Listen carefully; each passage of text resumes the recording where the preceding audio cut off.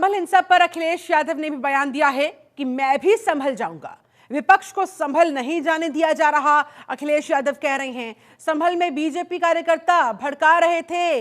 जो आरोप लग रहा है समाजवादी पार्टी से संबंधित कुछ लोगों पर, उसकी बजाय अखिलेश यादव कह रहे हैं कि दरअसल वहां पर ये काम तो बीजेपी के कार्यकर्ता कर रहे थे।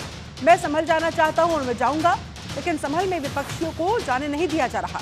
संभल के सांसद पर जो केस दर्ज करवाया गया है वो भी झूठा है। झूठा केस सपा सांसद जियाउर रहमान बर्क के ऊपर लगवाया गया है। अखिलेश यादव की तरफ से फिलहाल ये बयान दिया गया है कि संभल में न्याय नहीं हो रहा है। संभल के अंदर जिन लोगों ने एक्चुअल में स्थिति को खराब करने का काम किया वो बीजेपी कार्यकर्ता थे, लेकिन कुछ और लोगों को उठाकर एफआईआर में उनके नाम डाल दिए गए हैं। और इसी को लेकर उन्होंने कहा कि मैं संभल जाऊंगा। हालांकि सपा डेलीगेशन ने भी जब संभल जाने की बात की तो डीजीपी ने उनसे कहा है कि 3 दिनों का इंतजार करिए, किसी भी बाहरी व्यक्ति को अभी वहां अंदर नहीं दिया जाएगा, प्रवेश संभल के अंदर नहीं दिया। लेकिन फिर भी अखिलेश यादव कह रहे हैं कि मैं भी संभल जाऊंगा। वहां के विधायक और उनके पुत्र पर झूठे मुकदमे लगाए रहे हैं। पूरी गलती है तो वो सरकार की है। सर्वे फिर दोबारा सर्वे क्यों करना? लेकिन जिस तरह का सर्वे करते समय जो टीम के पीछे नारे लगा रहे थे, क्या सर्वे के साथ और सर्वे टीम के साथ बीजेपी के कार्यकर्ता थे जो भड़का रहे थे? क्या उनके पास ऊपर क्या उनको गिरफ्तार किया गया? क्या उनको जेल भेज दिया गया? वहां पर जो लोग परेशानी और तकलीफ में हैं उनकी बात न सुन पाए इसलिए इंटरनेट बंद है, वहां पर कोई जा नहीं सकता है। हमारे दो लीडर ऑपोजिशन हैं, दोनों जाना चाहते हैं। आज यहाँ से चल दें, मान लीजिए अभी गेट बंद कर देंगे। हम सभी सांसद चाहते हैं कि हम जाएं आज संभल। अगर हम संभल जाने के कहेंगे तो कहेंगे संविधान नहीं मानते, कानून नहीं मानते, सरकार का नहीं मानते।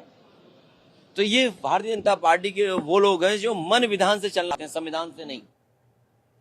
चरण सिंह हमारे साथ, हमारे संवाददाता संभल से ज्यादा जानकारी के साथ इस समय कनेक्टेड है। चरण, तो एलिगेशन को डीजीपी ने मना कर दिया, 3 दिन इंतजार करने के लिए कहा जा। दूसरी तरफ अखिलेश यादव कह रहे हैं मैं भी संभल जाऊंगा। ऐसे में वहां पर फिलहाल ग्राउंड जीरो पर किस तरह की परिस्थितियां? हेलो जी चरण, किस तरह के हालात बने हुए अभी वहां? तो रविवार को जो झड़प हुई थी, पत्थरबाजी जो हुई थी पुलिस और लोगों में बाजी के बाद अब पुलिस ने पूरी तरह से कंट्रोल कर लिया कि यहाँ पर जो स्कूल कल बंद थे खोली है, आने जाने के लिए कोई प्रतिबंध नहीं है। लेकिन बाहरी जो व्यक्ति हैं या फिर जो समाज सेवी संगठन है या फिर नेता होते हैं वो जो है यहाँ पर नहीं आ सकते। उनके लिए 1 तारीख तक के लिए प्रतिबंध लगा दिया गया है, क्योंकि 29 को यहाँ पर सुनवाई होनी है। तो कहीं ना कहीं यहाँ पर जो प्रशासन नहीं चाहता कि यहाँ पर जो है कोई भी बवाल जो दोबारा हो, लेकिन इसको लेकर जिला प्रशासन पूरी तरह से तैयार है। चप्पे चप्पे पर पुलिस तैनात कर दी गई है। जी, चप्पे चप्पे पर पुलिस बल की तैनाती। सियासत जोरों पर है, सियासी बयानबाजियां हो रही है। विपक्षी कह रहे हैं कि भाई हम वहां जाना चाहते हैं, लेकिन उन्हें आने से वहां पर फिलहाल रोका जा रहा है कि जब तक स्थिति पूरी तरह से सामान्य नहीं हो जाती तब तक मत आइएगा, 3 दिन का इंतजार कर लीजिए। चरण, ऐसे में डीजीपी कह रहे हैं कि वहां आज दुकानें खोली गई है, बाजार खोले गए हैं, हालात सामान्य हो गए हैं।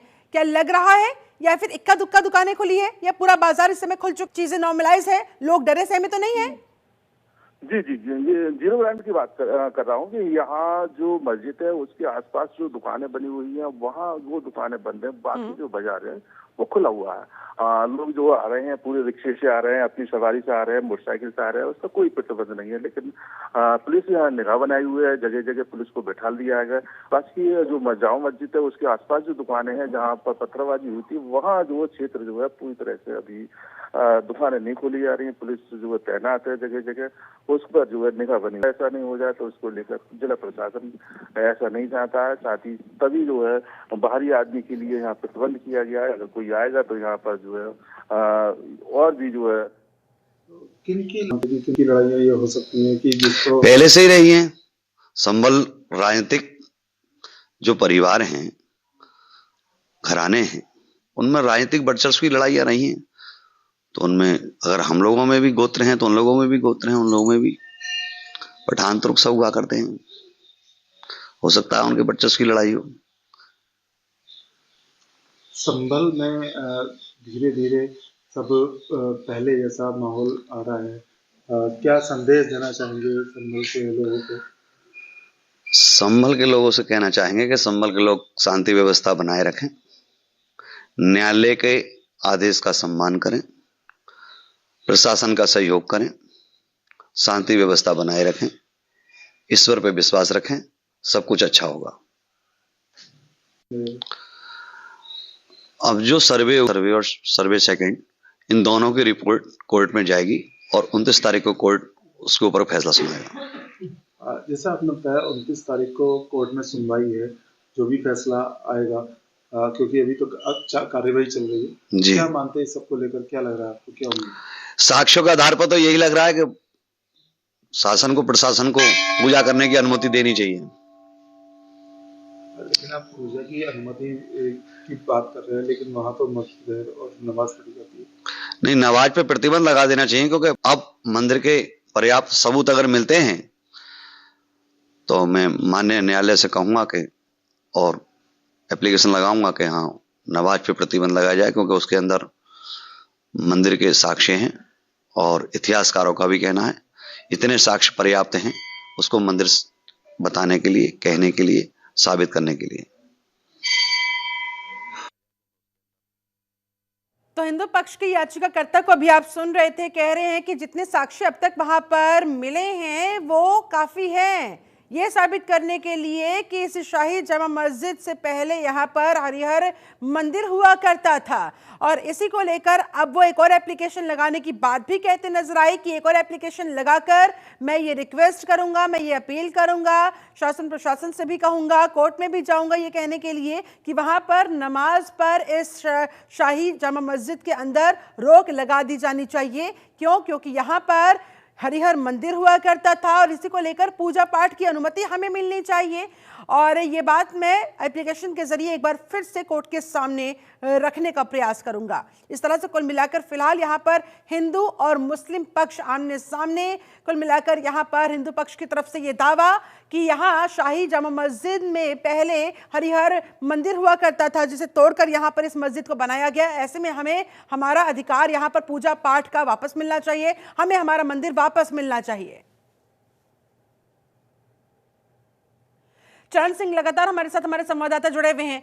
चरण, कुल मिलाकर अभी ये फिलहाल मामला और गर्म आएगा और एप्लीकेशन देने की बात हिंदू पक्ष की याचिकाकर्ता की तरफ से जैसे अभी अभी कही गई है, यानी कि अभी ये विवाद थमने का नाम नहीं लेने वाला। ये जी, जिला प्रशासन को इस तैयार रहना चाहिए कि दोनों पक्ष जो है अगर इस तरह से बातें करेंगे या बयानबाजी करेंगे तो कहीं ना कहीं जो है आग भड़कने की आशंका बनी रहती है। लोगों को संयम से काम लेना चाहिए और इस तरह से बयानबाजी नहीं करना चाहिए। जो कोर्ट फैसला सुनाएगा उसका दोनों पक्षों को कोर्ट का सम्मान करना चाहिए, सम्मान करना चाहिए।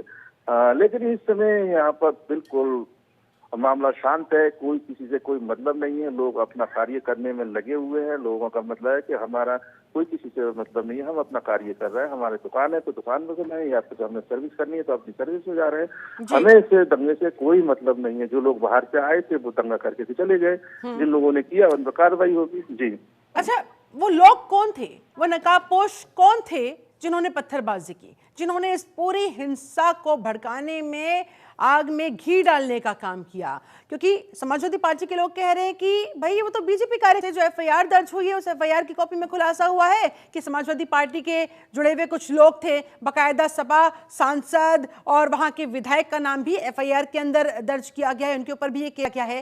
थे कौन वो लोग?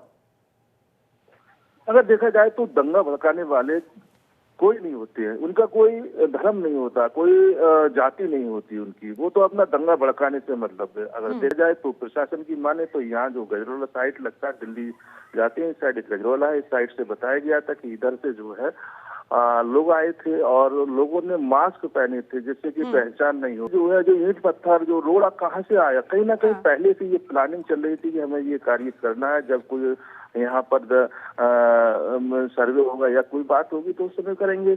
लेकिन सर्वे जब अचानक से वो नकाबपोश कहाँ से आ गई ये सवाल है, लेकिन इतनी बड़ी मात्रा में वहां पर पत्थर कहाँ से आ गए? क्या पहले से इकट्ठा करके रखे गए थे यानी कि ये पहले से साजिश थी कि अगर सर्वे टीम आती है तो उनके ऊपर यही पत्थर बरसाए जाएंगे? जी, इसे बिल्कुल नकारा नहीं जा सकता, क्योंकि यहाँ जो स्थिति है, इतने पत्थर कहाँ से आ गए, लोगों ने खुले में अपनी छतों पे पत्थर डाल लिए।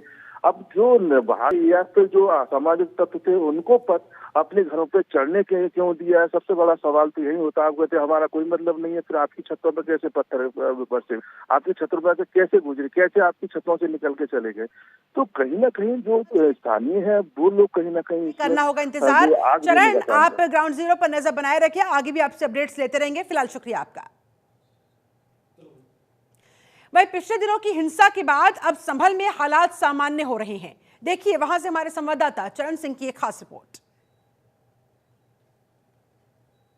क्षेत्र के हम इस समय संगर चौराहे पर हैं। यहाँ रविवार को सर्वे के दौरान एक जो है उपद्रवियों ने ईंट पत्थर और कंकड़ जो है फेंकना शुरू कर दिया था, साथ ही सर्वे का विरोध करना शुरू कर दिया। अब यहाँ पर जो जिला प्रशासन ने और पुलिस प्रशासन ने पूरी तरह से यहाँ पर बाजार खुलवाना शुरू कर दिया है। यहाँ शांति व्यवस्था है, लेकिन 3 लोगों की मौत भी हो गई थी। कुछ लोगों को लिया गया था, लेकिन हम दिखाना चाहेंगे यहाँ पर जो पुलिस है, पुलिस तैनात है, भारी पुलिस तैनात है, जगह जगह जो है पुलिस तैनात कर दी गई है। यहाँ जो व्यवस्था है पूरी तरह से सही है और यहाँ पर जो है जिला प्रशासन चाहता है कि यहाँ पर जो व्यवस्था है वो सही रहे। मैं कैमरा पर्सन से कहूंगा कि यहाँ पर जो दुकानें हैं वो दुकानें पूरी तरह से खुल रही हैं। देख लीजिए यहाँ आवाजाही पूरी तरह से चल रही है। यहाँ अब यहाँ पर जो व्यवस्था है वो पूरी तरह से सही है। यहाँ जिला प्रशासन पूरी तरह से यहाँ पर सख्त नजर आ रहा है और यहाँ किसी को कोई भी आने जाने में परेशानी नहीं हो रही है। जिला प्रशासन को लोगों को विश्वास में ले रहा है कि यहाँ पर जो है व्यवस्थाएं सभी सही है। अब यहाँ जो है अब 29 तारीख होनी है, 29 तारीख में अगली सुनवाई होनी है और इस सुनवाई में न्यायालय क्या सुनता है, क्या आदेश देता है, ये तो समय ही बताएगा। मैं चरण सिंह कैमरा पर्सन के साथ जनता टीवी संभल।